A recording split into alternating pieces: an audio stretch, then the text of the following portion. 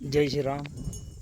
आज 19/4/2026 आपल्या गंगानंद गोसंवर्धन गोशाळेच्या गायी चरताय. तर आज आखाजी आहे. आखाजीच्या दिवशी माणसं येत नाही, तर आज माझा योग आला गायी चारण्यासाठी. तर आता आजची आखाजी संपल्यानंतर 100% ऊन तापतं आणि पाण्याची अडचण. लांब लांब पाण्यासाठी गायींना घेऊन जावं लागतं आणि 8-10 दिवसामध्ये हे पूर्ण शेतं खाली होतील. चाऱ्याची पण अडचण खूप येते. तर ज्या शेतकऱ्यांकडे मक्याचा चारा असला, जर आपल्याला वाटलं की बाबा पेटवायचं आहे, तर पेटवायच्या ऐवजी एक तरी कॉल केला पाहिजे, कोणाला का होईना.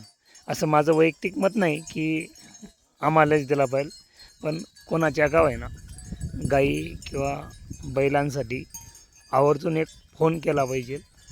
आणि नंतर कोणीच जर तो चारा नाही नेला, तर शेवटचं ऑप्शन की ते आपल्याला जे योग्य वाटलं ते केलं पाहिजे. जय श्रीराम.